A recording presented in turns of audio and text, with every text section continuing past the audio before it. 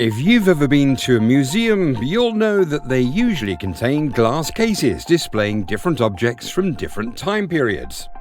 It can be easy to glance over these objects without thinking about them in detail. Have you ever looked closely at one of these objects? Have you ever held one of these objects in your hands? Everyday objects from the past can provide evidence of people, places, and events. Each object has a story to tell, and holding an object can reveal fascinating details. Professor Katherine Wilson and Dr. Tom Pickles are historians at the University of Chester in the UK. They research medieval history from the 11th to the 15th century to help people understand more about life in the medieval period. They have put together a collection of everyday medieval objects, including keys, chests, shoes, and tiles. One fascinating object is a floor tile that was found in Chester Cathedral. It dates from the period 1300 to 1400. In medieval times, there was no electricity, and buildings would have been lit by candlelight. The glaze on the tiled floors would have shone in the candlelight and been impressive to see. This tile is made from clay that would have been dug out of the ground and formed into a series of squares using a mold.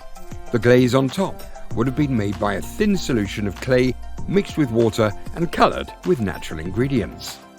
The tile has 3 hairs inscribed on it, but the way they are shown creates a visual puzzle. Although each hair has 2 ears, there are only 3 ears in total. The original design comes from a cave in China, and the design dates to the late 6th or 7th century. It's a design that is well over 1,000 years old and that has travelled thousands of miles.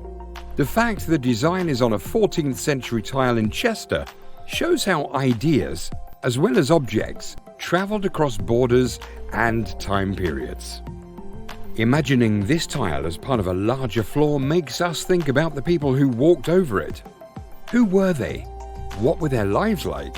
What did they wear? One of these questions could be answered by looking at another object, a medieval shoe.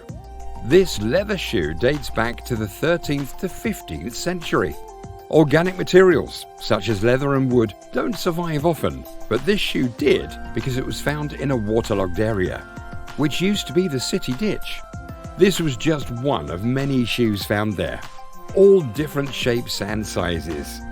Everyone wore shoes in medieval times, not just rich people. Looking at and holding this shoe, it's impossible not to imagine its owner. Who were they? What did they do? Did they ever walk across the tiled floor of Chester Cathedral? If you get the chance to hold an object from the past, look closely at it and ask yourself, what is it made of? How is it decorated? Who did it belong to?